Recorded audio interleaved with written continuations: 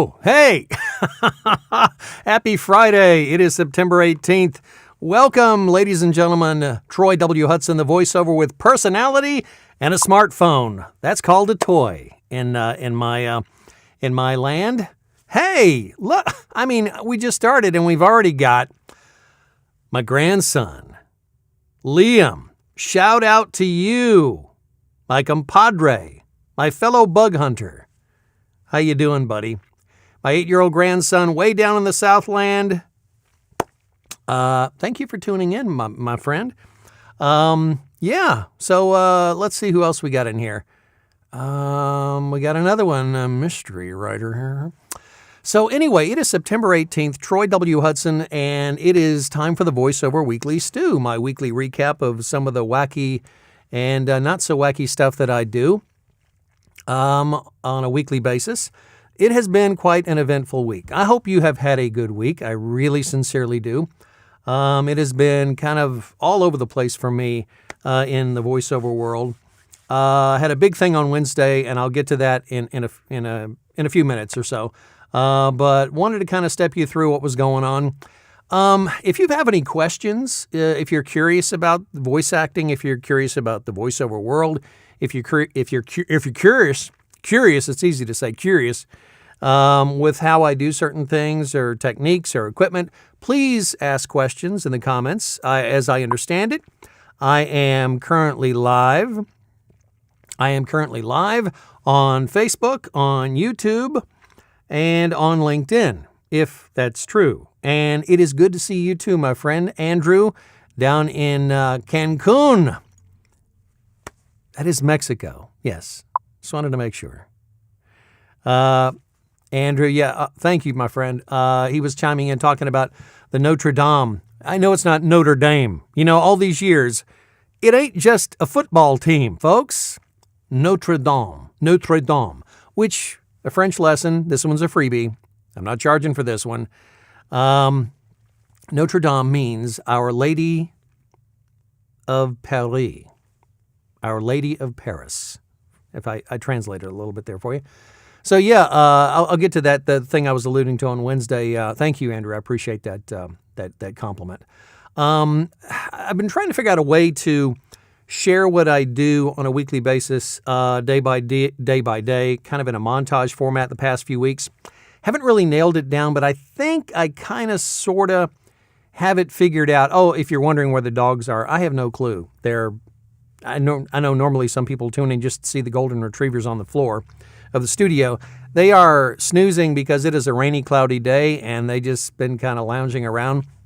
I haven't been able to take them out on walks the last couple of days because it's just been raining so heavy. It wasn't too bad this morning, but I didn't want to get him out there. And the big boy, Watson, who normally goes with me, who's faithfully by my side right over here, he's just kind of giving me the cold shoulder, and I can't blame him. He's like, I don't care if it's raining. Retrievers love water. They love to dive in water, but they don't necessarily like to get rained on. And when this big boy gets wet, he's 85 pounds dry, picking him up into the truck because his back end won't work. I don't know. But they're trying to pick up a golden retriever, adding about 10 pounds of water weight. I just, it's miserable because he's wet the whole day, and then you got the wet dog smell. This seems like a perfect opportunity to now transition back to some of the projects I had the honor and privilege of voicing this past week. I got contacted last weekend because this weekend hasn't happened, by a children's author who is in the midst of contracting with an animation team to roll out somewhere in the neighborhood of about 30 different animated short videos of a character named Tina, which is she is a Great Dane, and she is an alien from another planet. Yeah, okay.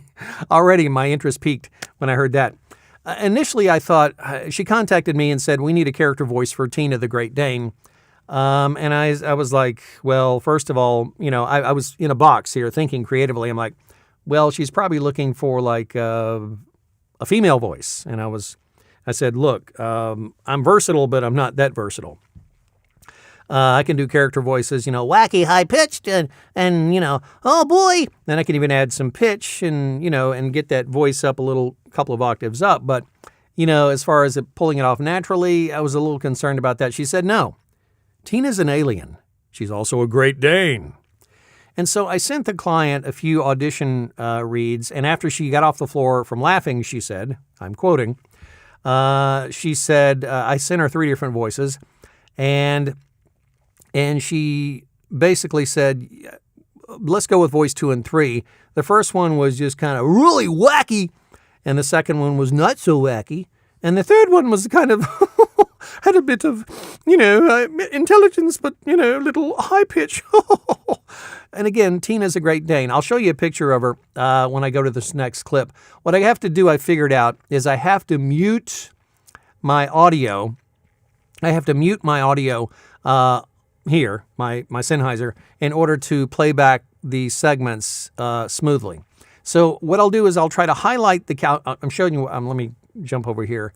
What I will do is the next screen I go to, the audio will play, and it is the first 2 or 3 cuts where I'm reading the lines twice in the 2 different character voices, the samples I sent her for Tina the Great Dane, followed by various animal sounds that they needed also, to fill in the blanks and have Tina, growling or snarling or barking or licking or panting. Well, I had a companion that stepped in the studio because he was very curious about what I was doing. Hark, I hear the sound of collars. Maybe we will have a cameo appearance by the Golden Jet. I'll keep you posted. If they do come in, I'll show you. And so Watson came in and, is that you? No, just muskrats. I don't know where that came from. So yeah, Watson came in and helped me. And, well, now we can officially begin because Hannah is here. Hannah, we waited for you. It's 7 minutes after 5, and we're so glad you're here, but you made it. Okay, where was I? This is what you missed. Hi, Hannah. Troy W. Hudson, the voiceover with personality, blah, blah, blah, voiceover weekly stew, did some other stuff. Here we are now. I'm back, and you're caught up. So that's all you missed. Now we're back. And the dogs aren't here, but they may show up later. That's all you missed. I could skip through all that other stuff and just zip and go right to it. So that's the first part you'll hear. And then the other part, you'll hear a beep, and then there'll be other segments. And what I'll do is I'll have my calendar on the screen, and I'll be inset, and you're welcome for the laugh. I'll show my calendar on the screen, and I'll try to zoom into the particular project I was working on. Plus, you'll get to see my entire calendar all color-coded and beautiful in living color. So with enough intro, that's enough of that. So here we go. My week in a wacky nutshell, and it doesn't get wackier than this first part, but it is kind of all over the place. You'll hear e-learning, you'll hear commercials, you'll hear all kind of stuff. So shut up, Troy, and just roll the tape.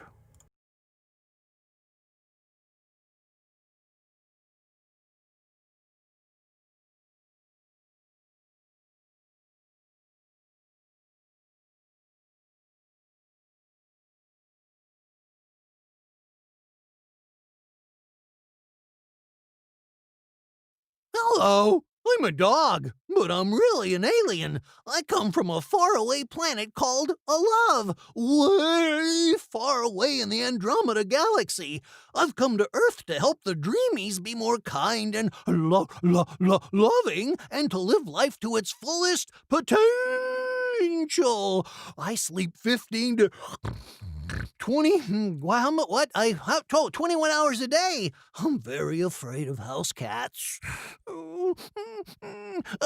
And Cookie is my BFF. Hello, I'm a dog, but I'm really an alien. I come from a faraway planet called Love, way far away in the Andromeda Galaxy. I've come to Earth to help the Dreamies be more kind and loving and to live life to its fullest potential. I sleep 15 to 21 hours a day. Beauty sleep, you know. I'm very afraid of house cats. I mean, aren't you? And Cookie is my BFF. I'm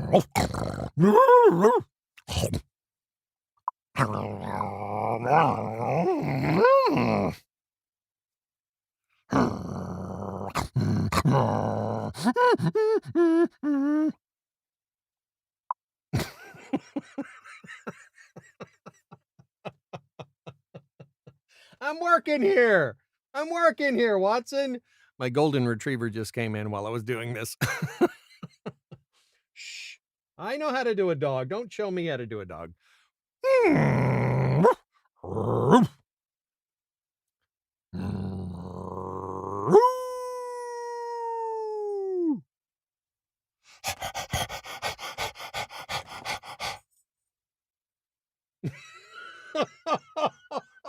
You're so funny. Come here. Do it in the mic. Do it in the mic. Come on. Do it. Do it. Come on.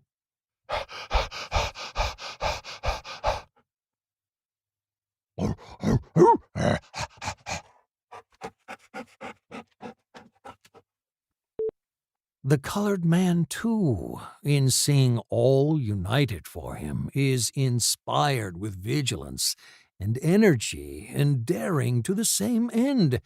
Grant that he desires the elective franchise. Will he not attain it sooner by saving the already advanced steps toward it than by running backward over them? Even before COVID, spaces had been underutilized. People are meeting customers or working from home, while the average office utilization during working hours is 40 to 50%. This isn't just costly, it's unsustainable. This is where Spacent steps in.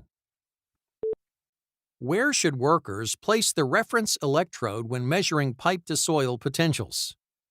A. As far from the structure being tested as possible. B. Near the structure being tested.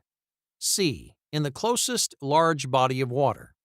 D. On the bare pipe surface.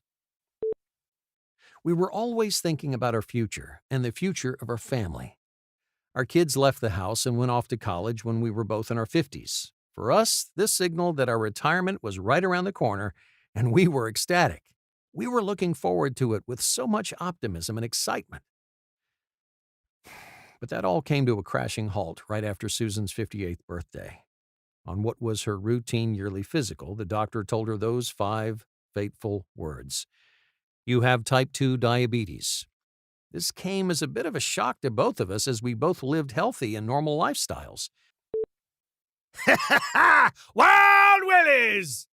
Woo! You're in my world! Where's my wash bucket? My shed ain't never full enough! You can use Target Process as a holistic software solution to support the implementation of SAFe and other frameworks for scaling Agile. Visualize, measure, and optimize the delivery of value across the whole enterprise.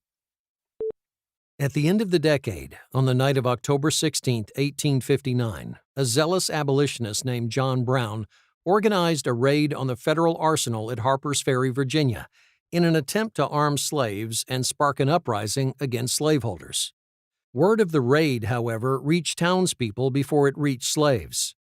The raid was a complete failure. A company of U.S. Marines led by Colonel Robert E. Lee and Lieutenant Jeb Stuart arrived on the 18th. Brown was wounded and captured while 10 of his men, including 2 of his sons, were killed. Despite pleas from the likes of Henry David Thoreau and Northern abolitionists, Brown was tried by the state of Virginia for treason and murder and found guilty on November 2nd. Brown was tried and executed, as a terrorist in the South, as a martyr in the North. John Brown's death did more to end slavery than he could have accomplished in life. Before he was hanged on December 2, 1859, he handed a guard a note that read, "I, John Brown, am now quite certain that the crimes of this guilty land will never be purged away, but with blood." It was a prophetic statement. When Confederate General Robert E. Lee surrendered the Army of Northern Virginia to U.S. Lieutenant General Ulysses S. Grant on April 9, 1865, the American Civil War finally ended. The blood spent to purge the land of its guilt was nothing short of colossal. To this day, total casualties of the American Civil War still exceed the combined total of all other wars fought by the United States.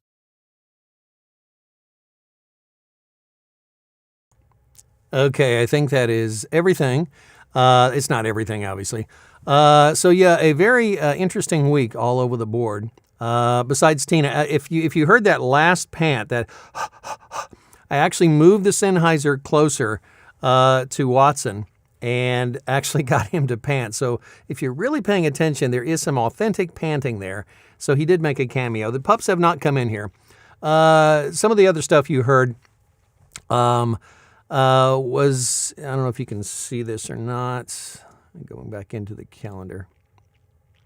Yeah, the Liberty Hill, Stanton, and Lincoln was a very interesting project. A client contacted me, and you can see that it was on Fiverr. The client said, imagine a scenario where Secretary of War Stanton, who was the one who declared and was the one famously quoted as saying, the president is dead, when they brought him from Ford's Theater that evening in 1865. Well, they said, what if he had lived? Which was a very interesting scenario. So the dialogue went, this is how history actually happened, but what if Lincoln had continued and he had basically stepped beyond the statement of, of different things, but actually went as far as to say that the slaves could actually be citizens. The Emancipation Proclamation only went so far.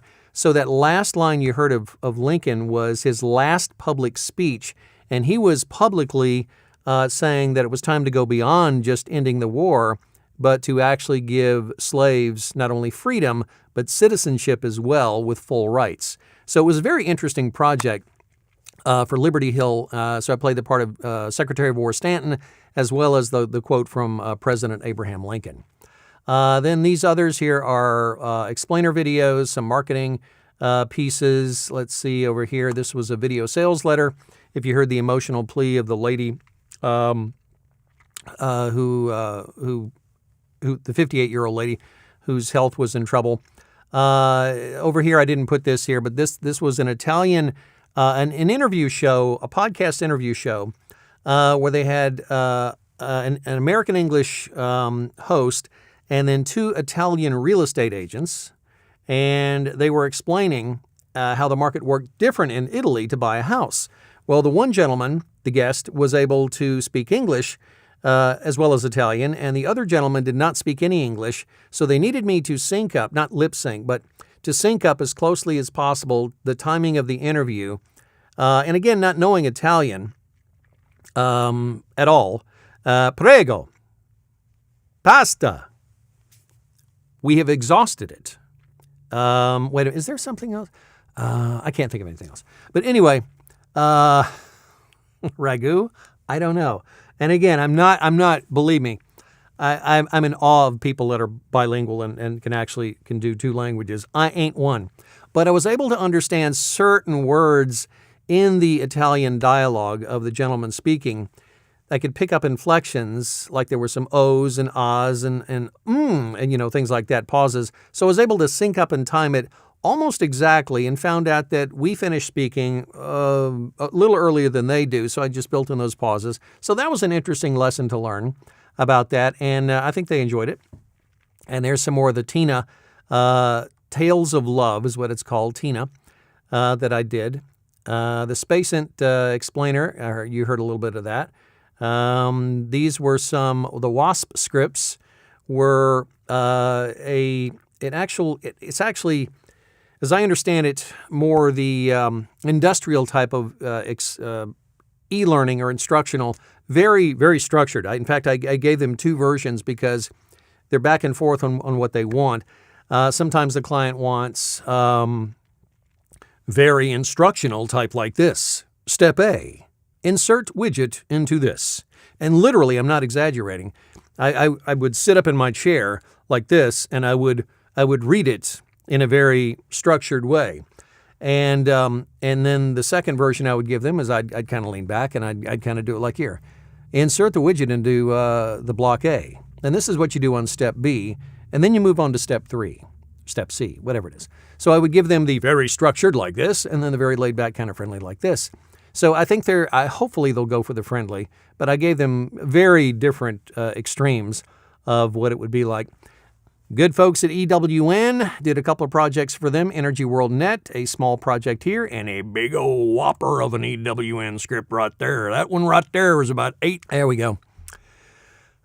So yeah, that's about an 8,000 word e-learning script. Actually, that probably extended down in here a little bit more. And then more video sales letters, more of that. Let's see if we can get this to show up over here. Can you see that? Yeah, okay. Today, something called MeMinder, which is an explainer video. That's a car ad. Wild Willie. Yes, Wild Willie. Now Hannah's favorite. Wild Willie was a character voice that I did. They likened it to an Australian or New Zealand, Australian I think it was, client on Fiverr contacted me and said, he's got kind of a hillbilly thing. He's kind of a rough, just a real rough character, kind of angry. And so I always like to have fun with Wild Willie characters like that. Just kind of back the Sennheiser off and kind of go to town and scream and yell and have a good time.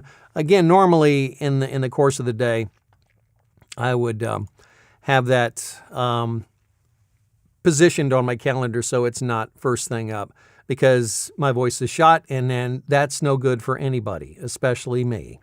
So I think I'm off of the calendar now. I'm trying to get back to my Ecamm screen. There I are.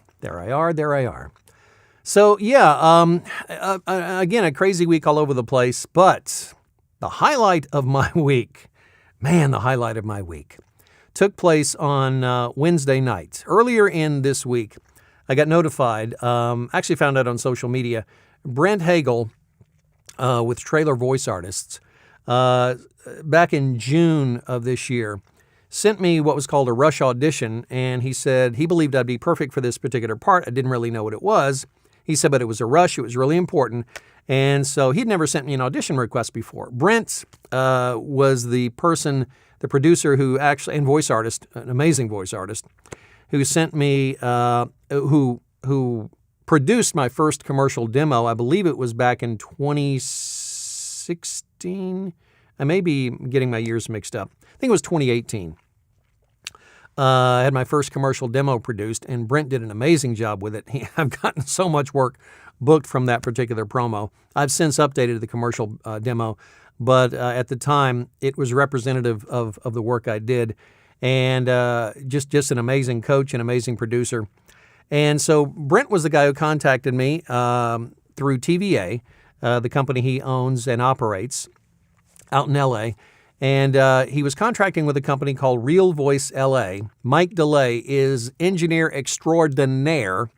He and multiple other people were working on this project. Didn't know how big it was. Didn't really know, except that I was asked to audition for the part of General Gallet, who happened to be the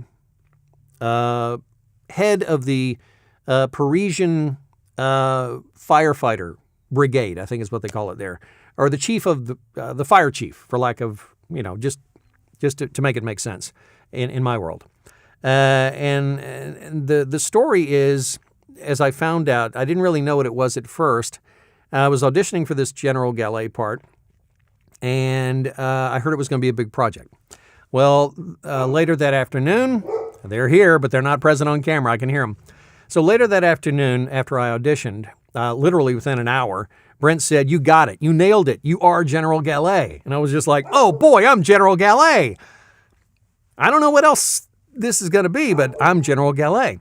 And so then it was explained to me, and it was broken down and explained. There was this French documentary done on the fire, the horrible fire last April 2019 of Notre Dame, the cathedral. And there was a massive effort to rescue the relics and the art and the treasures. And these fire teams that went in literally risked their lives. And it's hard to imagine something that old. We don't really have things that old over here in this country that you could say, oh, what if that were destroyed, or what if this this major symbol here was lost to natural disaster. As far as length of years, now things like certain like documents, the Constitution or the Declaration of Independence, different things like that, those are treasured items. These items date back to the beginning of, almost to the beginning of Christianity. Some of the treasures inside Notre Dame date back almost a couple of thousand years ago, literally a couple of thousand years ago. And so it's not only historic, but it's probably, I don't know if it's the oldest cathedral or not, but anyway, it's got massive religious and historical significance. And to the people of France, it's like you got the Eiffel Tower, you've got Notre Dame, and if you tried to think of what are the two most iconic things to associate with France or Paris, those would probably be the two things. The Eiffel Tower, but dating far back beyond that, the fact that Notre Dame has withstood all these years, over 900 years of history in that building. So a year and a half ago, that caught fire, and the documentary was being produced to tell the behind-the-scenes story and to show some never-before-seen footage. So let me speed up here and get to the point. So what you had. Oh, wait a minute. I have to break up my story here because we have a young lady that just walked in. Hey you. Hi, sweetheart. Hi. How you doing? That's Ellie. She decided to pop in. I don't know if you can see her or not. Oh, I'm sorry. It's upside down. I apologize. It looked right on the phone. I'm sorry. Ellie, what are you doing? Yeah, that's my box. What are you doing? I know it's a mess in here. Ellie, come on. Don't be like that. Look up, baby. Come on. Come on. Come here. Come here. Ellie, come here. If you're going to come in at least. There you go. Come here. Oh, and who else is here? Yes. They heard you, Watson. They heard you on the recording. Yes, they did, buddy. Yes, they did. Yeah, I know. How are you doing today? I know. You big boy. I know. Yes. Yes. Do you know we're live? You have no idea and you don't care. Get out of there. Yes. I know. I know you missed it. It's okay. I know. Yes, they heard you. You're amazing. You're so talented. Yes, I gave you an extra, dentist stick for that excellent work you did? Yeah, okay. Well, enough of this craziness. I'll probably get back there and break something. Quit licking my leg now. Thank you. Lots of love to go around. Yeah, so anyway, I was telling the story. I was in the middle of telling a story here. Quit. So never know what they're going to do. If the camera's suddenly wonky, it's because they came in and both bumped the stand. I'm sorry. So the documentary, I play the part of General Gallet, one of the English voice actors doing the dubbing work for this documentary. Now, didn't find out till a little bit later that it was going to air on ABC television, and it aired Wednesday night. I found out a few days ago, so I had time to send out some social media announcements. But it was a 2-hour documentary. Half hour of it was commercials on ABC. But nonetheless, I was one of a large crew of voice actors that appeared on it, and it was amazing. And prior to it starting, I posted a live video, and I want to play just a portion of it because I was in a very celebratory mood, and I want to share it with you. For me, it's like a huge. It's hard to describe because I've been doing this full time, voice acting for about 8 years, going on 9. And this is like the biggest audience, I guess, that I've ever played to or been exposed to, I guess is a better way of putting it. Maybe it's not a good way of putting it. But anyway, tonight is about celebrating. So I couldn't think of a better way to celebrate than having some actual French cuisine. What I've got here is I've got French fries. Yes, French fries. Nice and golden.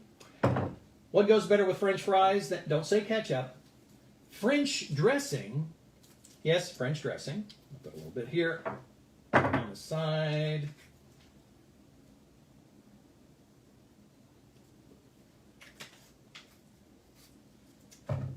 So I got my French fries, I got my French dressing, and what goes better with a celebration than champagne? This is real French champagne. This is Saint Hilaire Blanc de Lambeau, estate bottled in 2018. I have no idea what that means, but it's apparently been bottled and made by monks for over 450 years. I thought it was appropriate for Notre Dame. We're going to see what I can do. I'm going to be late for the show itself. I watched a YouTube video, and it said I was supposed to turn this like this, take the cage off, right? Right. And then hold it. Okay, don't aim it at the camera person. Thank you. And I'm going to do this. I can feel the gas release from the bottle. Can you see it? No? That was fun. Now you're supposed to sniff it. I don't know if you're supposed to sniff it. But you're supposed to pour it. Oh, look at that.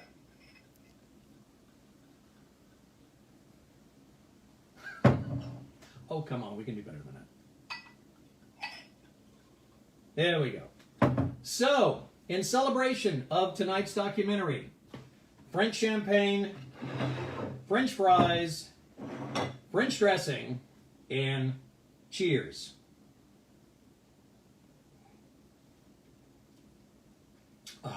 Oh my, oh my.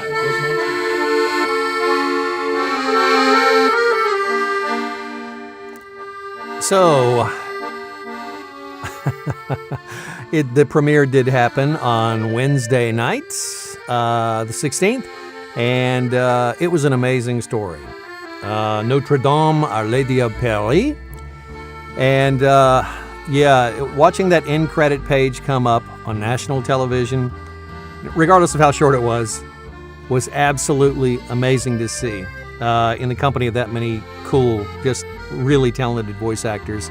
And to know that my voice was heard to a national audience, I can't begin to tell you how cool that was. What I mentioned on the live video prior to that was the fact that I've been doing this full time for about 8 years or so, coming up on 8 years actually in October, middle of October, and it's hard to put into words what that particular moment was like, sitting there and watching and hearing. And, we sent out texts and messages to family members and friends and put it on social media. But sitting there getting live back and forth feedback from the family, go, I heard you, you're on TV, I heard you. And you work hard, and there's a lot of the projects I shared with you earlier, they don't get the exposure. And face it, 90+% of voice actors working today, will never get heard in that big a platform.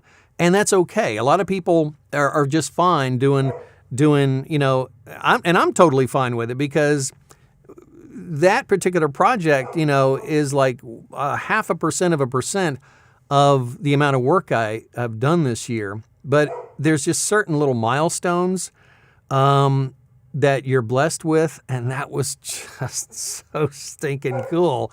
I've never had champagne to celebrate a moment like that, and it was just kind of surreal, sitting there, hearing yourself coming out of the television, and then them, and the ABC logo in the corner, and I kept flashing back to the actual recording session, which was amazing. It took 5 hours, by the way, if anybody's curious. It took over 5 hours to do the live. To do the live session. I was in my studio here, in this very studio here, recording the lines. I had my headphones on, and I was connected via a tool or a piece of software called Source Connect. And I was connected to Ellie. You just have to steal the spotlight, don't you? Watson quietly sitting over here. At least he stopped licking my leg. Thank you. So, yeah, I was connected in the studio here, and Mike DeLay with Real Voice LA was in Los Angeles, And of course, they're 3 hours behind. And then I know at least there was at least one or possibly two other audio engineers in different places.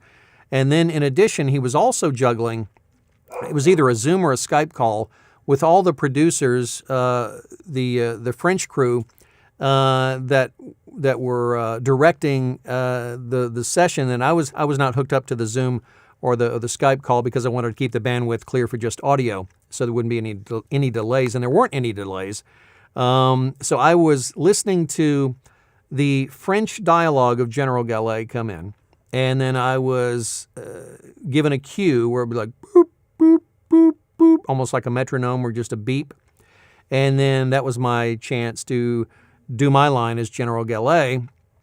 And then, of course, they would pick whatever take they wanted, or they'd have me redo it multiple times until they were able to nail it. And so that was the production process. Again, about 5 hours to do the character of General Gallet. And then, of course, they had multiple characters they had to deal with. And the end result was, I thought it was a very powerful story. I thought it started out, a little slow because you didn't know when they were going to get into it, but the intensity picked up when they decided to go into the actual rescue to try to keep the second tower or one of the bell towers from catching on fire and falling. And of course, the gigantic, massive, I think they were 13-foot in diameter bells, tons of bells, a massive bell that could come down if the ropes on the wood had caught fire, weakened, and fallen, and it could have led to the death of these amazing, heroic firefighters in Paris, France. So the experience was amazing. The night was amazing. I got to share it with family and friends, and so yeah, very, very cool. Let me see. I think that's all I got for this week. I don't have any big broadcast premieres coming up next week. They're sweet when they happen. For me, they're few and far between, but hey, who knows? Who knows? Wild Willie or Tina the Great Dane could go national, and this cowboy could be sipping champagne instead of drinking. What did I have in here earlier today? I had some herbal tea in my American cup, and I have warm. If you're curious what's in here, it is room temperature water that keeps me hydrated. And keeps the mouth, lubed up and ready to go in case I get a last-minute audition request to read for something. You never know in this wild and wacky world of voiceover. Right, Watson? I think the people need to see you one more time before we head out. All right, let me see if I can make sure this is right side up. Is this right side up now this time, buddy? All right, let's reverse the picture in picture. Watson! Oh, that's not cool. So how do I get it back to this? Go away. No, there we go. Well, he was here momentarily. He decided to leave. He's had enough on-camera time. I want some outro music, and I don't want that. Where is my... Here we go. All right, that's going to do it for this week's edition of my VoiceOver Weekly Stew. Troy W. Hudson, thank you for joining me. Ellie in the background is barking. I have to let the puppies out. I hear it's going to be a bit cool here in South Carolina this weekend coming up, and that's okay. Looking forward to fall temperatures because I have to condition myself to colder temperatures. And in the coming months, I will tell you why. I don't want to talk about it now because I'm not sure where I'm going, but I'm going somewhere. At the end of this month, I'm actually going on a road trip. Not a road trip, but a special birthday party, and I'll talk about that next week prior to the trip. So, until then, Troy W. Hudson, Friday afternoon, thank you for joining me for the stew. You guys have a blessed and wonderful weekend, and I wish Watson would come in here and say goodbye, but he won't. Oh, I know somebody who wants to say goodbye. What'd you say, Kazoo? That's nice, Kazoo.